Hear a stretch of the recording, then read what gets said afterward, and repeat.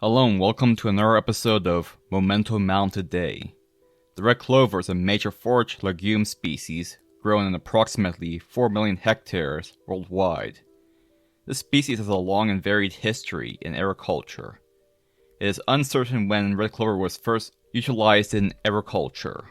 Most evidence suggests that red clover pastures first appeared in Bronze Age Europe. The earliest known herbalist manuscripts that discuss red clovers appear as early as the 12th century CE. Clover's agricultural benefits were extolled by Albert Magnus, Ibn al-Awam, and many other writers. Most of the writings indicate that red clover may have been domesticated in Burgundy, France. The most definitive records on active red clover production and cultivation first appeared in the 16th century and are associated with the intensification of agriculture. This crop has been historically utilized as a means to improve soil fertility and act as a forage crop. The use of this crop in agricultural production declined after the discovery of synthetic fertilizers. Today, red clover is grown in pure stands or mixed with cultivated grass species for silage making or grazing. The USDA researcher Dr. Riday would gather the many papers on this topic to document the milestones of red clover breeding and hear the results.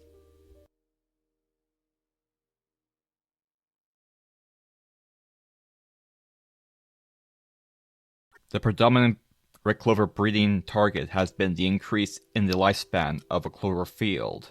There's been over a century of breeding for increased persistence that has resulted in the majority of the modern cultivars lasting for 3 to 4 years. Prior to this, red clover was considered a biannual in nature. This target was achieved through breeding for increased tolerance to various stresses and pathogens.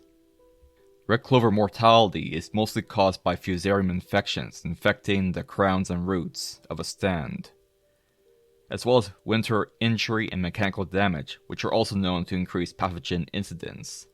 Managing stands for good fall growth and minimizing mechanical plant damage are common methods used in managing Fusarium. Breeding efforts to improve resistance in cultivars has been applied in many breeding programs. However, the selection for Fusarium resistance in red clover has been difficult due to the fact that resistance to Fusarium is a quantitative trait controlled by many genes. An improvement can only be seen after a minimum of 3 generations of selection. This trait is not highly heritable, and it was also found that increasing resistance to Fusarium causes a corresponding loss in root size. Another disease that is common in red clover is clover white mold, although it's not a problem in North America, for the time being anyways. Through the use of the rapid marker technology system, various genetic regions were discovered that were associated with resistance to both white mold and Fusarium, as well as winter hardiness. In North and South America, there's been extensive breeding efforts to improve anthracnose resistance breeding, which has led to the creation of more resistant cultivars. The same thing is happening with most other diseases.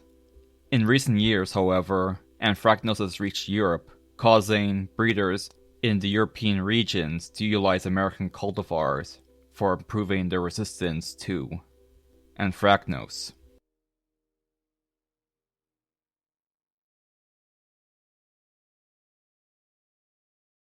If you want to donate to my channel, the links are below. If you want to buy my book, you can also find that link in the description box below.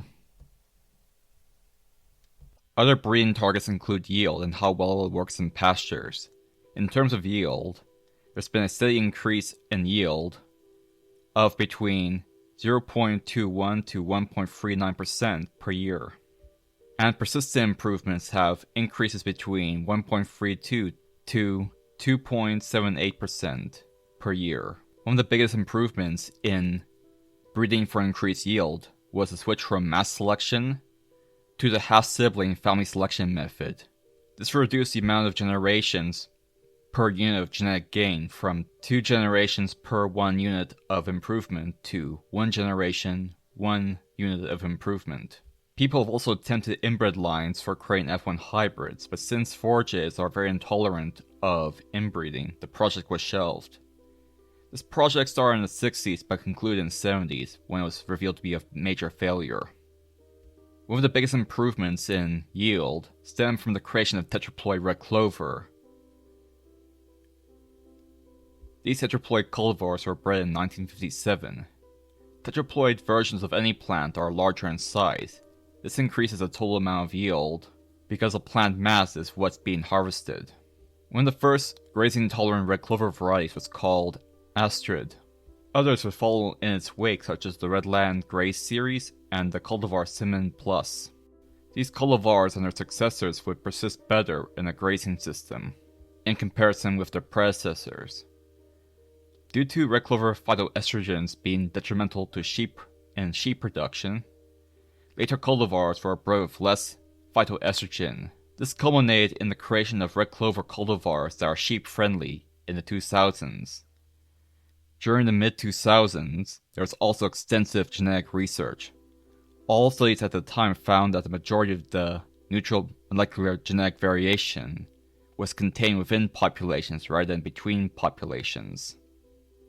It was also found that the land races and wild populations show greater variation in comparison to the modern cultivars and heirloom cultivars.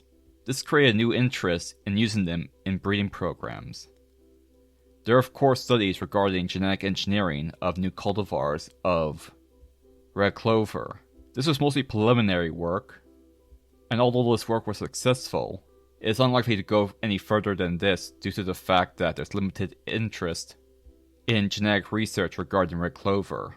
This is primarily because, unlike many other cultivated species, people still often save and replant seed.